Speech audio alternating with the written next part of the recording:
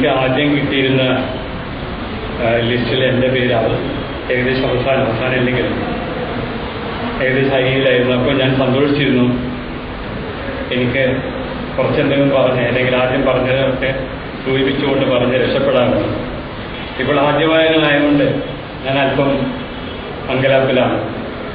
മാത്രമല്ല കോർഡിനേറ്റർ പറഞ്ഞ് 25 മിനിറ്റ് കൊണ്ട് ഞാൻ എൻ്റെ പ്രശ്നം അവസാനിപ്പിക്കണമെന്ന് പറഞ്ഞു. അപ്പോൾ കഴിയുന്നതും ഞാൻ ശ്രമിക്കാം.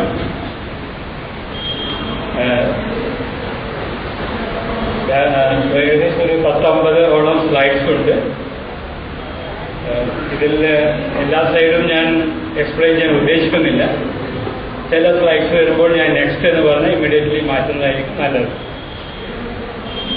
ഞാൻ നേരത്തെ സോളിഡാരിറ്റിയുടെ ഒരു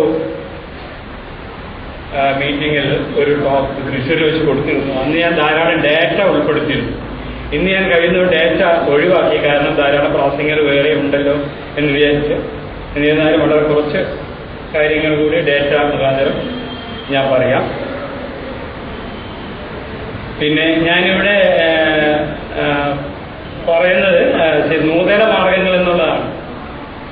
അതിൽ ഞാൻ എങ്ങനെ ഈ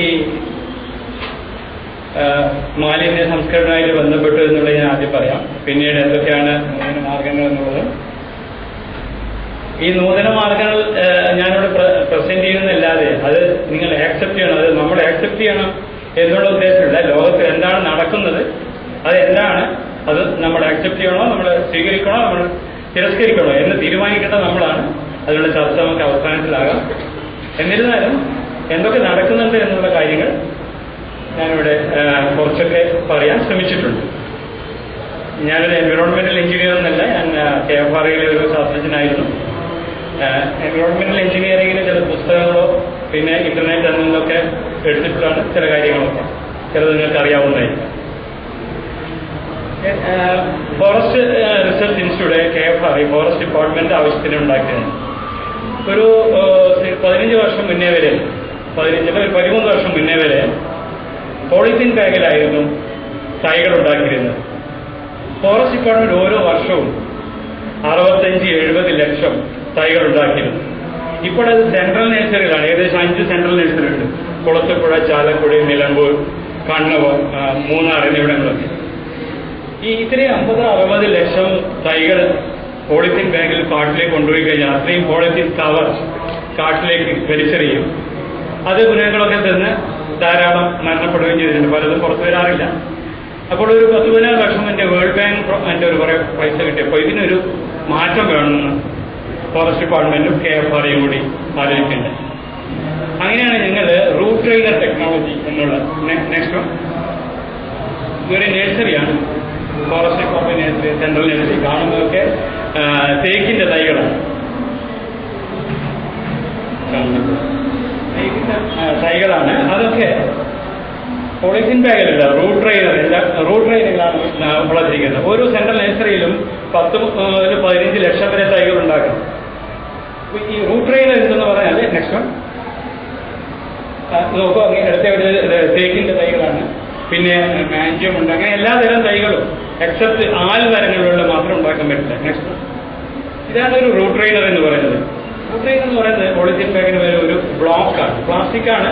എന്നിരുന്നാലും ഇതൊരു 10 വർഷമെങ്കിലും മിനിമം ഉപയോഗിക്കാം. 10 ഞാൻ 1997 ഉപയോഗിച്ചത് ഇപ്പോഴും ഉപയോഗിച്ച് വരുന്നുണ്ടെന്നാണ്.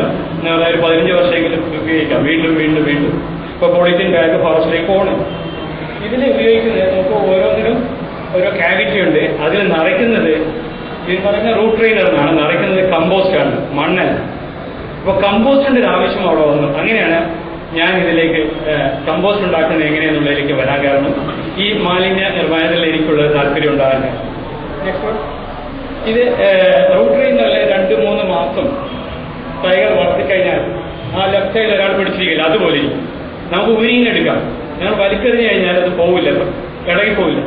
കമ്പോസ്റ്റിനെ ചെറിയ വേരുകൾ ഇങ്ങനെ പൊതിഞ്ഞ് ഒരു പൗച്ച് വലിക്കും. എല്ലാവരും നമുക്ക് വലിച്ചെടുക്കാം. ഇവിടെ പലതരം സൈസുകളുണ്ട്. ഇതെങ്ങനെ വരുന്നത് പറഞ്ഞാൽ ഇത് നിലത്തല്ല വെക്കുന്നത്, ഒരു 6 ഇഞ്ച് ഉയരത്തിലാണ്. മണ്ണിൽ നിന്ന് ഒരു 6 ഇഞ്ച് ഉയരത്തിലാണ്. ഇപ്പോൾ വേര് താഴോട്ടേക്ക് വരുന്നതോറും അത് വായു തട്ടുന്നതിലേക്കും അത് സെൽഫ് പ്രൂണിംഗ് എന്ന് പറയും. താവട്ടിക്ക് വരില്ല. അതുപോലെ സൈഡിൽ ധാരാളം ചെറിയ ചെറിയ വേരുകളുണ്ടായി ഈ കമ്പോസ്റ്റിനെ അത് വരിഞ്ഞ് മുറുക്കി കമ്പോസ്റ്റിലുള്ള മിനറൽസും അത് വലിച്ചെടുക്കും. അങ്ങനെയാണ് വരുന്നത്. അപ്പോൾ ഓർക്കുക, 65-70 ലക്ഷം തൈകൾ ഓരോ വർഷം ഫോറസ്റ്റ് ഡിപ്പാർട്ട്മെന്റ് ഇതേപോലെ ഉണ്ടാക്കുന്നുണ്ട്. ഇതിന്റെ ഗുണം വളരെ വെയിറ്റ് കുറവാണ്. ആ തൈകൾക്ക് മണ്ണാണെങ്കിൽ 1 കിലോ കൂടുതലുണ്ടാവും. ഇതൊരു 100-150 ഗ്രാമികളും എത്രയാണ് ഒരുമിച്ച് കൊണ്ടുപോകാം, വലിച്ചെറിഞ്ഞാലും പോകില്ല. അങ്ങനെയുള്ള ഗുണങ്ങളുണ്ട്. അപ്പോൾ കമ്പോസ്റ്റ് ഉണ്ടാക്കാൻ നെക്സ്റ്റ് കമ്പോസ്റ്റ് ഈ 60 ഓരോ സെൻട്രൽ ഏരിയയിലും 60 ടൺ കമ്പോസ്റ്റ് ഉണ്ടാക്കണം. ആദ്യകാലങ്ങളിലെ ഈ municipal solid waste municipality compost ചെയ്യുന്നത് ഉപയോഗിക്കാൻ നോക്കി.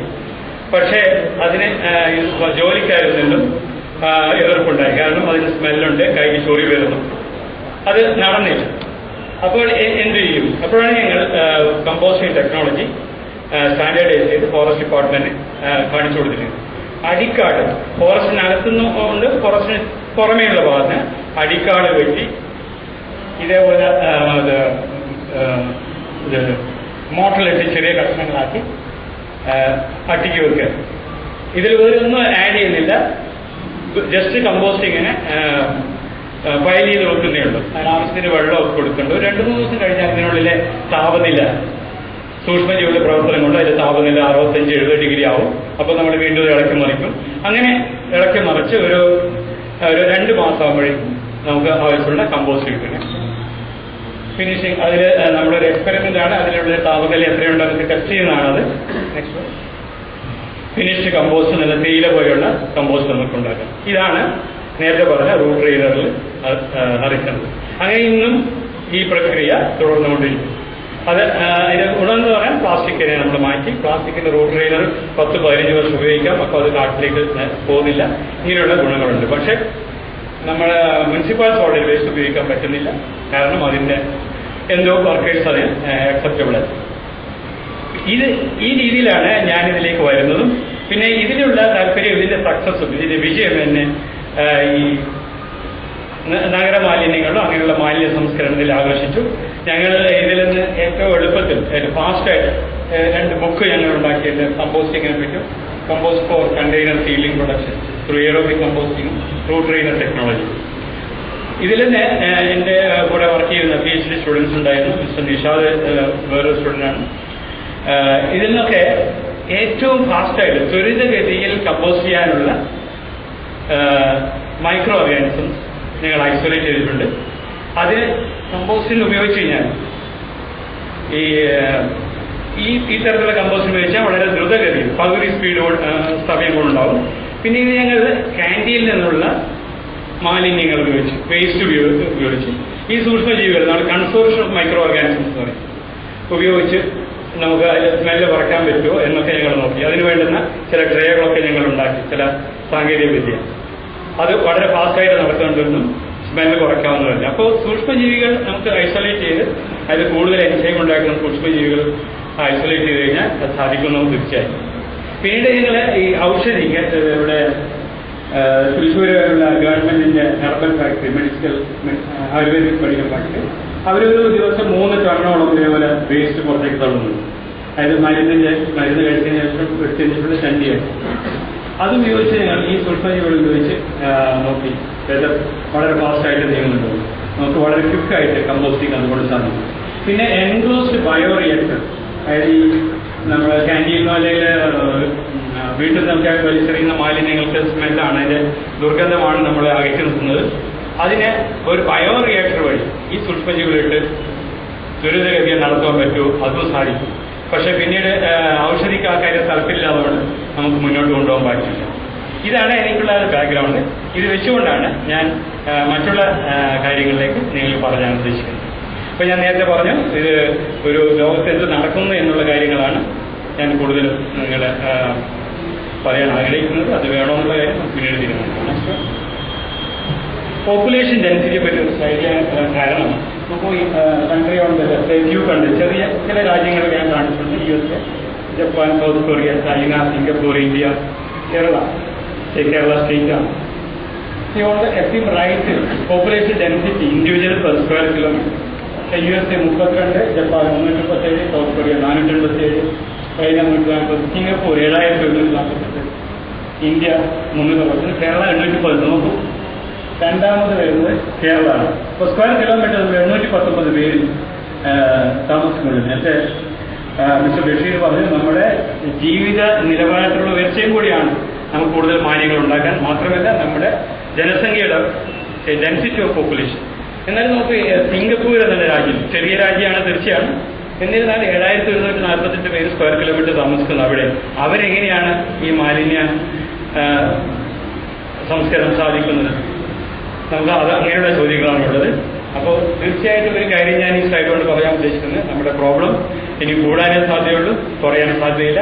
കൂടാൻ പ്രധാന കാരണം ഒന്ന് നമ്മുടെ ജീവിത നിലവാരം കൂടുന്നു, രണ്ടാമത് പോപ്പുലേഷൻ കൂടുന്നു. ഡേറ്റാ സൈറ്റ് പെട്ടെന്ന് മാറ്റാൻ ജസ്റ്റ് കാണിക്കാൻ ഉദ്ദേശിക്കുന്നത് നമ്മുടെ മുനിസിപ്പൽ കോളേജ് ബേസ്. ഇത് doctor Ajayakumar Varma, executive director, ശ്രീത്ര മിഷൻ, ഗവൺമെന്റ് കേരള ഗവൺമെന്റിന്റെ ഒരു ഓർഗനൈസേഷനാണ്. അവർ പറഞ്ഞിട്ടുള്ളത് കൊല്ലം, കൊച്ചി, തൃശ്ശൂർ ഇതിൽ ഓരോ തരം waste, domestic waste, commercial establishment, marriage, community hall അങ്ങനെയെല്ലാം ഉണ്ട്. നോക്കിയാൽ നമുക്ക് കാണാൻ ഏറ്റവും ആദ്യം ഡൊമസ്റ്റിക് സോഴ്സ് ആണ് ഏറ്റവും കൂടുതൽ. 95, കൊല്ലത്ത് 95 ഗ്രാം, കൊച്ചി 134, തൃശ്ശൂർ 75, കോഴിക്കോട് അങ്ങനെ പോകുന്നു. പെർ ക്യാപിറ്റ ആളോഹരി 434, അതായത് ഏകദേശം 1/2 കിലോ വേസ്റ്റ് നമ്മൾ പുറപ്പെടുവിക്കുന്നത്. 80% ബയോഡിഗ്രേഡബിൾ, ഓൾമോസ്റ്റ് 70% മേലെ ബയോഡിഗ്രേഡബിളാണ്. നമ്മുടെ മുനിസിപ്പാലിറ്റികൾ നോക്കിക്കഴിഞ്ഞാൽ ഏറ്റവും കൂടുതൽ തലശ്ശേരിയിലാണ് വേസ്റ്റ് കൂടുതൽ വരുന്നത്, ഏകദേശം 707 ഗ്രാം. തൊട്ടടുത്തുള്ള കൂത്തുപറമ്പ് വളരെ കുറവാണ്, അത് ചെറിയൊരു മുനിസിപ്പാലിറ്റിയാണ്. കേരള മോർ ദാൻ 23%, കേരളത്തിൽ 70% കൂടുതലും കമ്പോസ് ചെയ്യാൻ വെച്ച് വേസ്റ്റ് ഉണ്ടാക്കുന്നത് biodegradable, mainly from kitchen and other മറ്റുള്ള സ്ഥലങ്ങളിൽ. യുഎസിൽ നോക്കുകയും US 2 കിലോഗ്രാമാണ് ഓരോ വ്യക്തിയും വേസ്റ്റ് പ്രൊഡ്യൂസ് ചെയ്യുന്നത്. അത് നോക്കുമ്പോൾ നമ്മൾ വളരെ കുറവാണ്. നെക്സ്റ്റ് വൺ, ഇഷ്യൂസിനെ പറ്റി സംസാരിച്ച് ഞാൻ അതിലേക്ക് പോകുന്നില്ല. എന്നില്ല രണ്ടാമത്തെ കാര്യം, ആദ്യത്തെ മിക്സഡ് വേസ്റ്റ്, അത് ഏറ്റവും വലിയ ശാപമാണ് നമുക്ക്. ഡെവലപ്ഡ് കൺട്രീസിലൊക്കെ മെറ്റീരിയൽ റിക്കവറി ഫെസിലിറ്റി ഉണ്ടല്ലോ, നമ്മൾ ഈ വലിച്ചെറിയുന്ന പ്ലാസ്റ്റിക് കൂടയിലുള്ള ആ വേസ്റ്റ് ഉണ്ടല്ലോ, അതൊക്കെ മെറ്റീരിയൽ റിക്കവറി ഫെസിലിറ്റിയിൽ ഒരു മെഷീൻസ് ആണ് എല്ലാം സോർട്ട് ചെയ്യുന്നത്. നമ്മളിവിടെയാണെങ്കിൽ അതെല്ലാം നോക്കുന്നത് ജനങ്ങളാണ്, ഹാൻഡ് പിക്കിംഗ് ആണ്. തീർച്ചയായിട്ടും അത് ബാൻ ചെയ്തതാണ്. അത് ഈവൻ ഇപ്പോഴും പഞ്ചായത്ത് അത് അംഗീകരിച്ചിരിക്കുകയാണ്. അത് തീർച്ചയായിട്ടും അതിൻ്റെ സമയം അതിക്രമിച്ചിരിക്കുന്നു. രണ്ടാമത് നമുക്ക് ബിഹേവിയർ സിറ്റിസൺസ്, നമ്മൾ നേരത്തെ പറഞ്ഞ പോലെ വേസ്റ്റ് പ്ലാസ്റ്റിക് ബാഗാക്കി വലിച്ചെറിയുക, ഏറ്റവും മോശമായ ബിഹേവിയർ. മറ്റുള്ള കാര്യങ്ങളൊക്കെ ഇവിടെ പറഞ്ഞു കഴിഞ്ഞു. നെക്സ്റ്റ്, ഇതാണ് നമ്മുടെ സ്ഥിതി. എൻ്റെ വീട്ടിൽ മുന്നിലുള്ള ഒരു സ്ഥിതിയാണ്. തൊട്ട് മുന്നിലല്ല, അകലെ അവിടെ കോർപ്പറേഷൻ്റെ ഒരു നോട്ടീസുണ്ട്, എന്നാൽ എല്ലാവരും വലിച്ചെറിയും. ഉഷ്ണാലത്ത് കുഴപ്പമില്ല, കാരണം കത്തിച്ച് കളയാണ്. തൊട്ടടുത്ത വീടുകളിലെല്ലാവരും വാതിലൊക്കെ അടച്ച് ജനലൊക്കെ അടച്ച് മുഖത്തിൽ കുത്തിയിരിക്കണമെങ്കിൽ. നെക്സ്റ്റ്, ഇനി എന്താണ് ഈ മറ്റുള്ള രാജ്യങ്ങളിൽ എങ്ങനെയാണ് ഇത് കൊണ്ടുപോകുന്നത്? നമ്മുടെ ഇന്ത്യയിലുള്ള സ്ഥിതിയാണ് ലെഫ്റ്റിൽ കാണിച്ചിരിക്കുന്നത്. ഒരു ലോറിയിലെല്ലാം ഇങ്ങനെ അടുക്കി പതിച്ച് പാസ് ചെയ്യുന്ന കോഴികളൊക്കെയുള്ള. മറ്റുള്ള രാജ്യങ്ങളൊക്കെ ഓൺ ദ റൈറ്റ്, US ഇതാണ്. പിന്നെ ഞാൻ നേരത്തെ മാലിന്യ സംസ്കരണത്തെ പറ്റി എനിക്കുള്ള താല്പര്യം ഞാൻ പറഞ്ഞല്ലോ. അപ്പോൾ ഈ കുപ്പ എവിടെയുണ്ടായാലും അതിൽ എത്തി നോക്കുക എന്നുള്ള ഒരു ശീലം, ദുശ്ശീലമായിക്കാം എനിക്കിപ്പോൾ വന്നിട്ടുണ്ട്. അങ്ങനെ ഞാൻ കേരളത്തിലായാലും ഇന്ത്യയിലായാലും വിദേശത്ത് പോയാലും ഞാൻ സാധാരണ ഇങ്ങനെ നോക്കുന്നുണ്ട്. അങ്ങനെ എനിക്ക് കിട്ടിയ ചില സൈൻസൊക്കെയാണ്, ചിലത് ഇന്റർനെറ്റിലാണ്. ഇതൊക്കെ US നിന്ന് എൻ്റെ മകളും ഭർത്താവും കാലിഫോർണിയയിലുണ്ട്, അവിടുത്തെ കടമെടുത്താണ് ചിലതൊക്കെ. അവിടെ റൈറ്റ് സൈഡ് പ്ലാസ്റ്റിക് കൊണ്ടുപോകുന്ന മഞ്ഞ്, അത് റീസൈക്കിളബിൾ ആണ് ആ ലോറി. അതിൽ റീസൈക്കിൾ മാത്രമേ അതിൽ കൊണ്ടുപോകുള്ളൂ. അവിടെ റൈറ്റ് സൈഡ് വെച്ചാണ് ചില ക്യാൻ, അതിൽ ജനങ്ങൾ കൊണ്ടുപോയിട്ട് പ്ലാസ്റ്റിക് മാത്രം അതെടുത്ത് ലോറിയിൽ ഓട്ടോമാറ്റിക്കായിട്ട് ലോറി ഡ്രൈവർ മാത്രമേ ഉള്ളൂ. അവിടെ ലെഫ്റ്റ് ജർമ്മനിയിലാണ്, ഇന്റർനാഷണൽ എടുത്താണ്. അവിടെ റൈറ്റ് ഇത് US ഞാൻ താമസിച്ചിരുന്ന ഫ്ലാറ്റിന് തൊട്ട് താഴെ വരുന്ന ലോറി ഇതുപോലുള്ളതാണ്. അതിന് ഫ്രണ്ടിൽ കസ്റ്റമറെ എൻ്റെ മകൾ എനിക്ക് 2 ഫോട്ടോഗ്രാഫ്സ് അയച്ചു തരുന്നു. ഈ വലിയ ക്യാൻ എടുത്തിട്ട് ലോറിയൊക്കെ ഇടുന്നത് ഓപ്പൺ ചെയ്യാൻ പറ്റില്ല. ഇത് നമുക്ക് അയ്യോ, ഈ 2 കൈ ഇതിനകത്ത്. നെക്സ്റ്റ് വൺ, അതിന് വലിയൊരു കാര്യം പറയട്ടെ. ഇത് ഞാൻ ആദ്യം യുഎസിൽ അവിടെ പോയപ്പോൾ ഇതൊരു കാർ ഷെഡാണ്. ഞാൻ മോളോട് ചോദിച്ചതിന് കാറിനുള്ളിൽ ഷെഡിനുള്ളിൽ ഇട്ടിരിക്കുന്നത് ആരും കാണാതെ. അപ്പോൾ പറയുന്നത് കാർ ഷെഡല്ല, അത് വേസ്റ്റ് കൊണ്ടിടുന്ന സ്ഥലമാണ്. പൊതുജനങ്ങൾ കാണില്ല വേസ്റ്റ് എവിടെയാണ് ഇടുന്നത്. ആർക്ക് വേസ്റ്റ് അറിയാൻ പറ്റില്ല. അതിനുള്ളിൽ പോയിട്ട് ഇവിടെ ഡോറിനുള്ളിൽ പോയിട്ട് വേണം അവരിടാൻ. കാരണം അവർ കൊണ്ടുപോയി ന്യൂസ് പേപ്പർ ഇടുന്നതാണ് ഒരു സൈഡ്, ബോട്ടിൽസ് ഇടുന്ന രണ്ട് സൈഡ്, അതിന് ചെറിയത് കാണും. അത് നമ്മുടെ ഇവിടെ തന്നെ ന്യൂസ് പേപ്പർ എടുത്തുകൊണ്ടുപോകുന്നവരെ അവരും കൊണ്ടുപോകുന്നുണ്ട്, അവിടെയും എടുത്തുകൊണ്ടുപോകാണ്. പക്ഷെ അവർ കാറിലാണ് വരുന്നതേ ഉള്ളൂ. ഇതിനുള്ളിൽ വരുന്നത് എല്ലാ ദിവസവും രാവിലെ ഞാൻ ഇതിന് മുന്നേ കാണിച്ചിരിക്കുന്നത് ലോറി വരും. ലോറി വന്നിട്ട് അവിടുന്ന് ഒരു ചക്രത്തിന് മേലുള്ളൊരു വലിയൊരു എന്താ പറയുന്നത് ഒരു ട്രേ പോലുള്ളൊരു സാധനമുണ്ട്. അത് ഒറ്റൊരാളെ ലോറിയിലുണ്ട്. അത് വലിച്ച് പുറത്തു കൊണ്ടുവന്ന് ഈ രണ്ട് കൈ അതിനുള്ളിൽ ഇടാനുള്ള സ്ഥലമുണ്ട്. അതെടുത്ത് ഇങ്ങനെ പൊക്കി ഇത് കിട്ടും. ഞാനിത് തലശ്ശേരിയിൽ കണ്ടിട്ടുണ്ട് 3-4 വർഷം മുന്നേ. ഇപ്പോഴും തലശ്ശേരിക്കാരെങ്കിലുണ്ടോ ഇപ്പോൾ ഉണ്ടോ എന്നറിയില്ല. പുതിയ ബസ് സ്റ്റാൻഡിലുള്ള മാർക്കറ്റിൽ ഇത്തരം ലോറികളുണ്ടായിരുന്നു. പക്ഷേ എൻക്ലോസ്ഡ് അല്ല, മുഴുവനും വൃത്തികളായിരുന്നു. പക്ഷേ ഇതിൽ നമുക്ക് എന്ത് ലോറിയാണെന്ന് തന്നെ മനസ്സിലാവില്ല. നെക്സ്റ്റ് വൺ, ജസ്റ്റ് ഞാൻ താമസിച്ചിരിക്കുന്ന ഫ്ലാറ്റിൻ്റെ താഴെ ഒരു പാർക്കുണ്ട്. ചെറിയ കുട്ടികൾ വരുന്നതാണ്. ഒരു വയസ്സ് മുതൽ 5 വയസ്സ് വരെയാണ് ഈ പാർക്കിലേക്ക് വരിക. കുട്ടികൾ വന്ന് അവിടെ കളിച്ചു കഴിഞ്ഞാൽ അവർ തിന്നും. ഭക്ഷണം ചിലപ്പോൾ വീട്ടിൽ നിന്ന് കഴിക്കില്ല. അപ്പോൾ ഇതിനെ പാർക്കിൽ കൊണ്ടുപോകാം. മോള് പറഞ്ഞ മോഹൻ പറഞ്ഞ പാർക്കിൽ കൊണ്ടുപോയി ഭക്ഷണം കൊടുക്കും. പക്ഷെ ഒരു പറ്റുപോലും നിലത്ത് കൊണ്ടിട്ട് അവരെടുത്ത് ആ കറുത്ത ആ ട്രേഡിൽ ഇന്ത്യക്കാരും മലയാളികളും ധാരാളമുണ്ട്. നമ്മുടെ ഇവിടെ അവർ ചെയ്യില്ല, പക്ഷെ അമേരിക്കയിൽ ചെയ്യും. 40% ഈ പറഞ്ഞ സാന്റാ കെറല എന്നുള്ള സ്ഥലത്ത്, അതായത് സിലിക്കൺ വാലി എന്ന സ്ഥലത്ത് 40% ഇന്ത്യക്കാരും ചൈനക്കാരാണ്.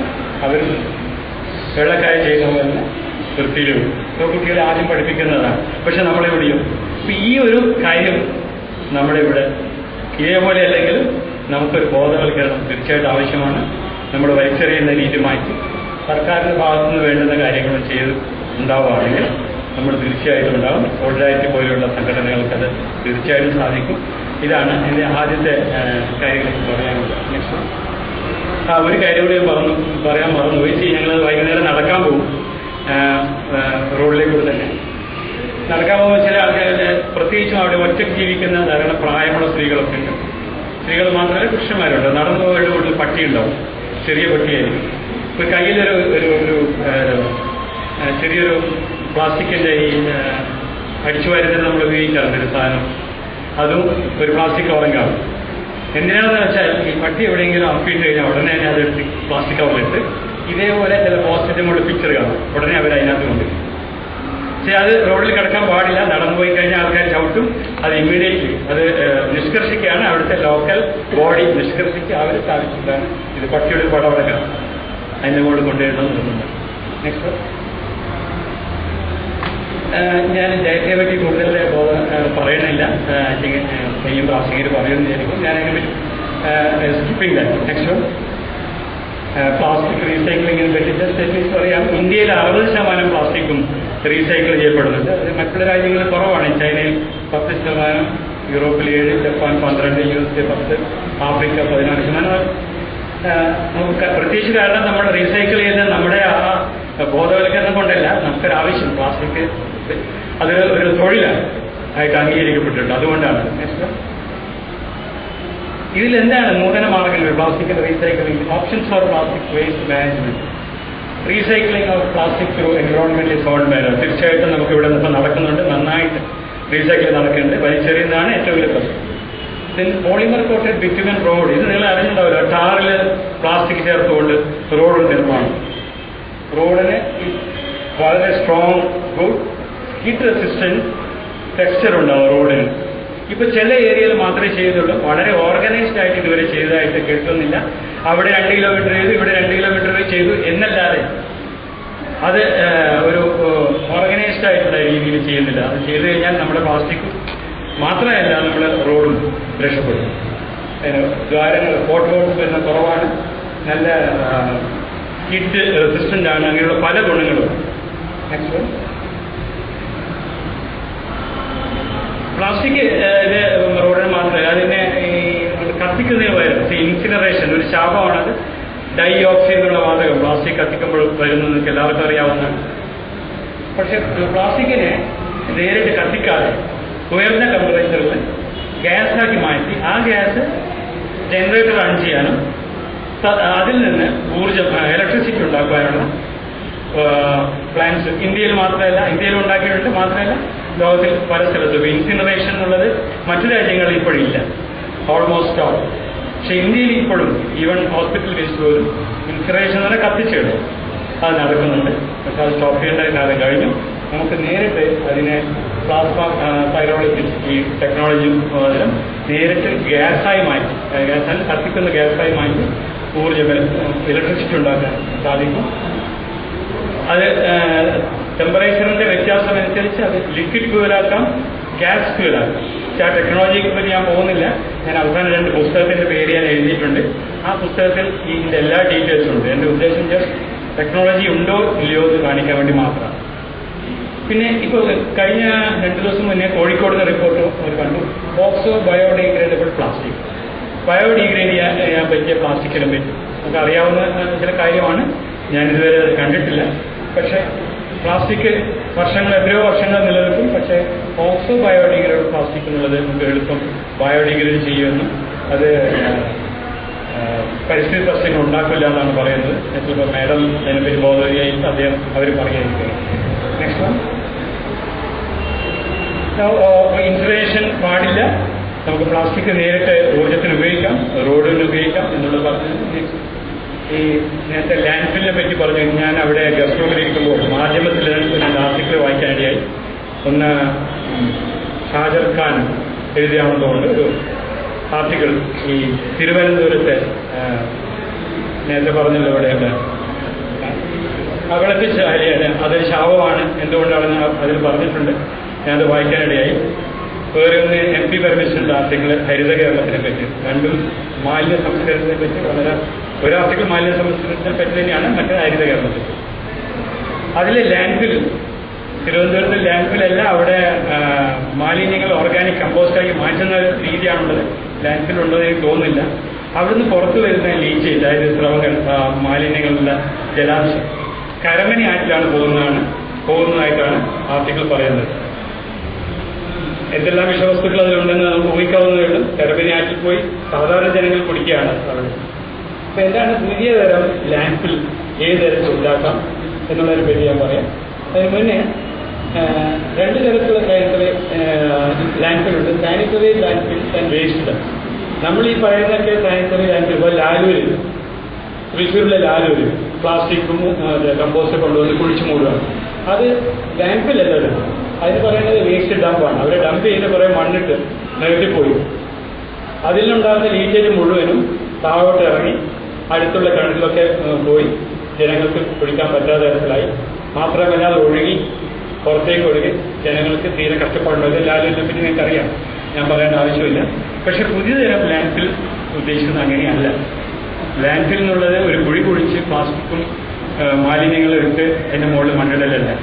അതിൻ്റെ രീതി തന്നെ വ്യത്യാസമാണ്.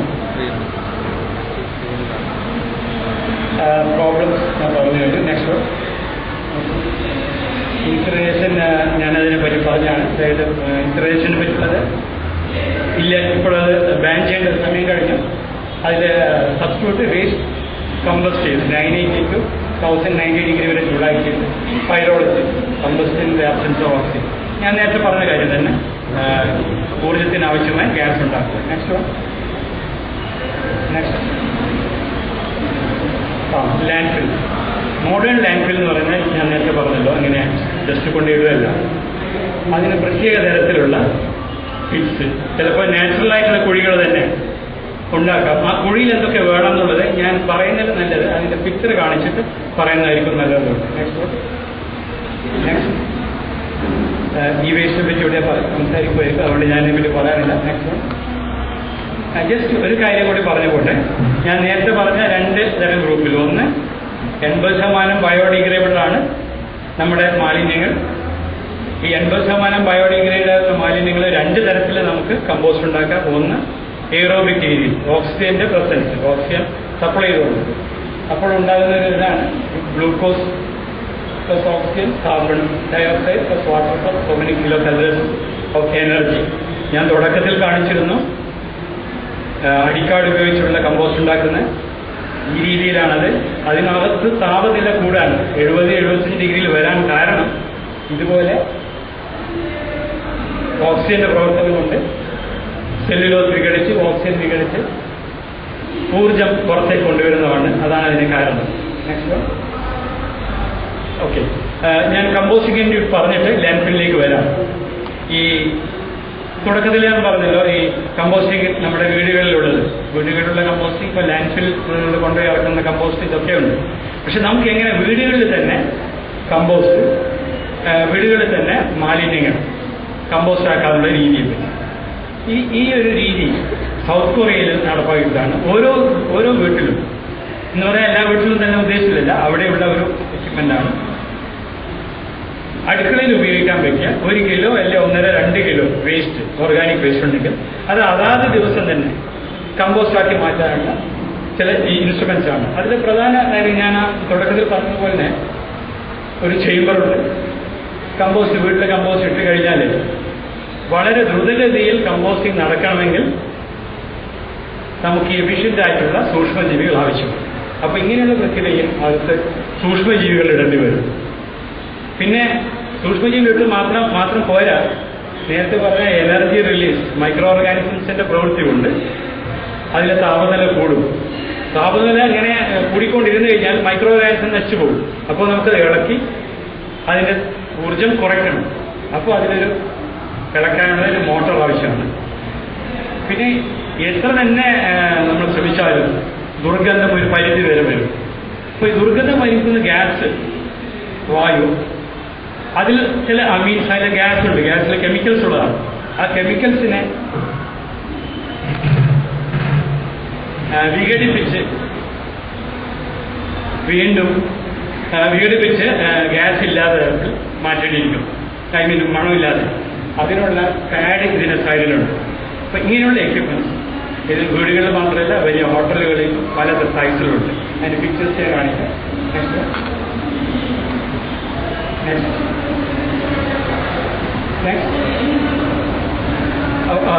ഇനി അത് ഞാൻ പറഞ്ഞത് വീടുകളിൽ ഉപയോഗിക്കുക. ഇനി അതല്ല, മുനിസിപ്പാലിറ്റി തന്നെ ധാരാളം ഒരുമിച്ച് വരുവാണെങ്കിൽ എങ്ങനെ ചെയ്യാം? ഇവിടെ തുറന്ന രീതിയിലല്ല, വലിയൊരു ഡൈജസ്റ്റർ ഉണ്ട്. നമ്മൾ സിമെന്റൊക്കെ കളക്കുന്ന വലിയ ഡൈജസ്റ്റർ കണ്ടിട്ടുണ്ട്. അതേപോലെ ഡൈജസ്റ്ററിൽ ആണ് ഈ കാര്യങ്ങൾ നടക്കുന്നത്. വായുവിനെ പുറത്തേക്ക് വിടില്ല. ആ വായുവിനെ എല്ലാം ചില ബയോ ഫിൽറ്ററിലേക്ക് വിടുകയാണ്. പുറത്തേക്ക് വിടാതെ, പുറത്ത് വിട്ടു കഴിഞ്ഞാലേ സ്മെല്ല് വരുള്ളൂ. ബയോ ഫിൽറ്ററിലേക്ക് വിട്ട് ആ വായുവിനെ സ്മെല്ലിന്റെ രീതിയിൽ വിഘടിപ്പിച്ച് പുറത്തേക്ക് വിടുക. ആ രീതിയാണിത്. ഇത് ഡീറ്റെയിൽസ് പോകാൻ എനിക്ക് സമയമില്ല, അതുകൊണ്ട് ഞാൻ പിക്ചർ കാണിച്ചുകൊണ്ട് പുറത്തേക്ക് പോകാം. ഇതൊക്കെ അവിടെയുള്ള ബയോറിയാക്ടർ, ജർമ്മനിയിലും അമേരിക്കയിലുള്ള ബയോറിയാക്ടേഴ്സ് ആണ്. ഇത് ചെറിയ എക്യുപ്മെന്റ് ഉണ്ട്, പഞ്ചായത്തിൽ ഉപയോഗിക്കാൻ പറ്റിയ എക്യുപ്മെന്റ് ഉണ്ട്, അല്ലാതെ വലിയ സിറ്റീസിൽ ഉപയോഗിക്കാൻ പറ്റുന്നുണ്ട്. ബയോ ഫിൽറ്റർ എന്ന് പറഞ്ഞാൽ പുറത്തേക്ക് വരുന്ന ദുർഗന്ധമായിട്ടുള്ള വായുവിനെ എങ്ങനെ ശുദ്ധിയാക്കാം, അതിൽ തന്നെയുള്ളത്. ഇതിലെന്താ ഉപയോഗിക്കുന്ന പറഞ്ഞാൽ നിറത്തിലുള്ള പുറമേക്ക് തന്നെയുള്ള ബയോ ഫിൽറ്റേഴ്സ് ഉണ്ട്. അടിയിൽ ഇവിടെ കാണാം, നമ്മുടെ ഇവിടെയുള്ള കയർപ്പിത്തില്ല, അതുപോലുള്ള കാര്യങ്ങളാണ്. അതിലെ സൂക്ഷ്മജീവികളുണ്ട്. അടിഭാഗത്ത് നിന്നാണ് ഗ്യാസ് മുകളിലേക്ക് വരുന്നത്. മുകളിലേക്ക് വരുന്നതോറും സൂക്ഷ്മജീവികൾ ഗ്യാസിൽ ആക്ട് ചെയ്ത് അതിനെ ഡിസിൻറ്റഗ്രേറ്റ് ചെയ്ത് സ്മെല്ല് കളയാന്നുള്ളത്. Next, simplified bioreactor on the left side, air ഉള്ളിലേക്ക് വന്ന് ഇതിലേക്ക് റീസെറ്റ്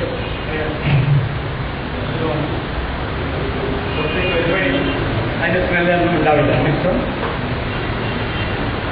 ചെറിയ തരം ബയോറിയാക്ടറാണ്, പഞ്ചായത്തിൽ പോലും ഉപയോഗിക്കാൻ പറ്റിയ തരത്തിലുള്ള. നെക്സ്റ്റ്, ഇത് ലാർജ് സ്കെയിൽ. നെക്സ്റ്റ്, അതിൻ്റെ ഒരു സ്ട്രക്ചറാണ് അവിടെ വരച്ചിട്ടുള്ളത്. അതിൽ എന്താണ് ഉൾപ്പെട്ടിട്ടുള്ളത് എന്നുള്ള കാര്യങ്ങൾ. നെക്സ്റ്റ്, ഇത് എയറോബിക് രീതിയിലുള്ളതാണ്, ഓക്സിജന്റെ സാന്നിധ്യത്തിൽ. ഇനി ഓക്സിജന്റെ അഭാവത്തിലുള്ള ബയോറിയാക്ടേഴ്സ് ഉണ്ട്. നെക്സ്റ്റ്, നമ്മുടെ ഇവിടെ തന്നെ ചില ഓർഗനൈസേഷൻസ് ഇതുപോലുള്ള കിച്ചൺ ബയോഗ്യാസ് പ്ലാന്റ് ഉണ്ടാക്കുന്നുണ്ട്. എത്രമാത്രം പറ്റിയതാണെന്ന് എനിക്കറിയില്ല, വർക്ക് ചെയ്യുന്നുണ്ടോന്നില്ല. പക്ഷേ ഞാൻ ചില പിക്ചേഴ്സൊക്കെ കാണാനിടയായി. നെക്സ്റ്റ്, ബയോമെത്തനേഷൻ, ഈ ആനറോബിക് കണ്ടീഷനിൽ മീഥെയിൻ ഗ്യാസാണ് ഉണ്ടാക്കുന്നത് നമ്മുടെ കത്തിക്കാൻ ആവശ്യമായ. അതെങ്ങനെ ഉണ്ടാക്കുന്നതാണ്?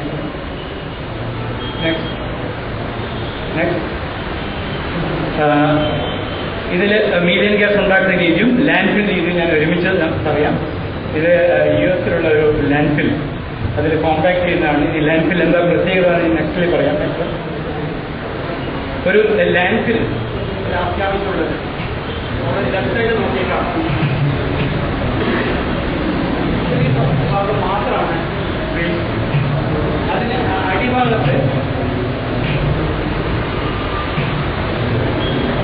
അടിഭാഗത്തുള്ളത് പ്രൈമറി ലീക്കേജ് ലീക്കേജ് താഴെ വന്നു കഴിഞ്ഞാൽ അത് പൈപ്പ് വഴി കലക്ട് ചെയ്ത് ശുദ്ധീകരിക്കാനുള്ള ഒരു സെക്ഷനാണിത്. ഇത് ഒരു ക്രോസ് സെക്ഷൻ, നമ്മുടെ ലാൻഡ്ഫില്ലിന്റെ ഒരു ക്രോസ് സെക്ഷൻ.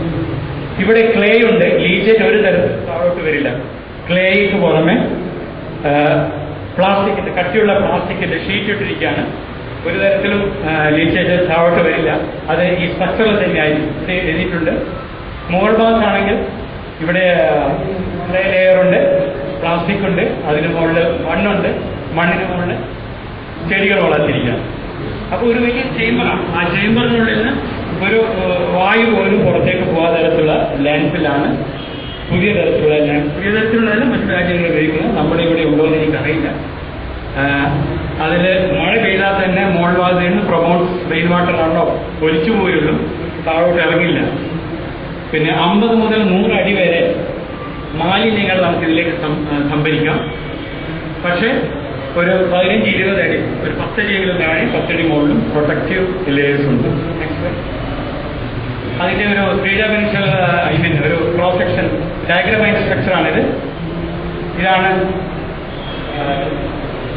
ലാൻഡ്ഫില്ലിലെ മാലിന്യങ്ങൾ അടിവശത്ത് പോവില്ല. ഇവിടെ എത്തുമ്പോഴേക്കും ഈ പൈപ്പിന്റെ ഹോൾസാണ് കാണുന്നത്.